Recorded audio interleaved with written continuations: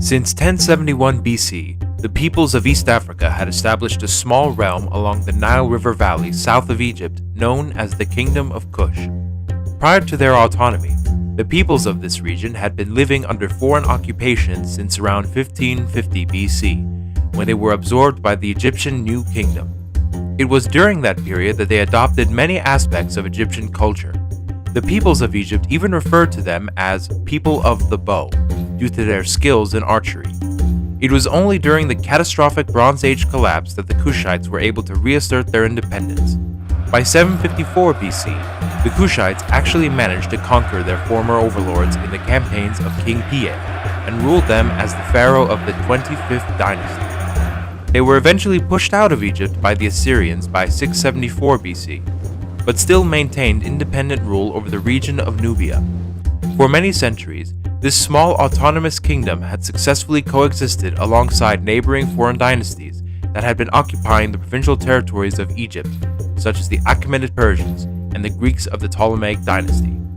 However, when the Roman Empire rose in prominence and annexed the territories of the House of Ptolemy by 30 BC, all that was about to change. The appointed Roman governor or prefect of Egypt, Cornelius Gallus, had attempted to make further incursions into the territories south of Egypt and impose taxation on the Kushites. This prompted the Kushites to launch counterattack raids against Roman settlements in southern Egypt in 27 BC. The armies were led by the ruling Kushite monarchs at the time, King Pteriticus and Queen or Kandake Amanirenas. They began the campaign by launching successful raids on Roman settlements. Shortly after the war began, King Pteriticus was killed in battle and was succeeded by his son Prince Akinadad, who continued the war with his now regent mother. In 24 BC, the Kushites launched another round of invasions into Roman Egypt after the new prefect of Egypt, Aelius Gallus, was ordered by Emperor Augustus to launch an expedition into the province of Arabia Felix, now part of modern-day Yemen, against the Arabic kingdom of Saba. The Greek historian Strabo refers to Amanirenas as the fierce one-eyed Queen Kandake. Kandake is translated as Great Woman, and it was equivalent to the title of Queen. According to Strabo, the Kushites sacked Aswan with an army of 30,000 men and destroyed imperial statues at the city of Philae. One of the remains of the statues was a large bronze head that depicted Emperor Augustus himself.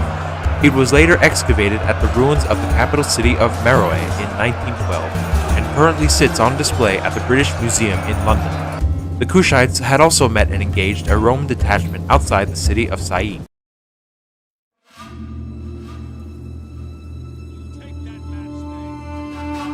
Kill them, and I'll buy you as many whores as you can eat!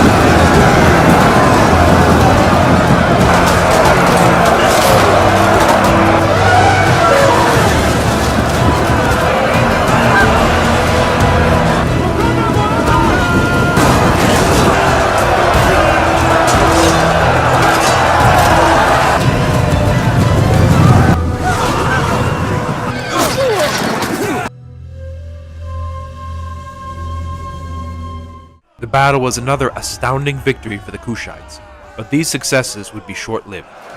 At another battle at Dhaka in the same year, Prince Akinadad would also die in battle, just as his father had. Still, the Kushites were able to withdraw back to their territory with the riches and slaves they had acquired. The expedition of Aelius Gallus proved disastrous, as the movement of the army depended on a Nabatean guide named Sylleus, who betrayed the Romans by deliberately misdirecting them.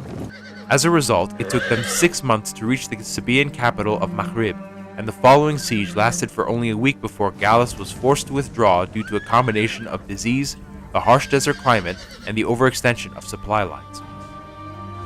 However, the Roman fleet had better success, as they had occupied and destroyed the port of Eudaemon, thus securing the naval merchant trade route to India through the Red Sea. It was due to Gallus's blunder and the failure of pacifying the Kushites that prompted Emperor Augustus to once again find a new governor of Egypt. He subsequently chose Publius Petronius, who then took his legions and marched directly into Kushite territory, looting and pillaging settlements in the same manner as they had, his success culminating at the sack of the religious capital of Napata in 23 BC. In response, the Kushites attempted to siege Primus, but Petronius had managed to arrive and break the siege. Following this, the Kushites sent negotiators to Augustus in 21 BC, and a peace treaty was negotiated. It was remarkably very favorable to the Kushites. The southern region of the 30-mile strip, including the city of Primus, would be evacuated by the Romans, the city of Aswan would serve as a border between the two, and the Kushites were exempt from paying tribute. More importantly, they had managed to secure their autonomy and remain free from Roman occupation.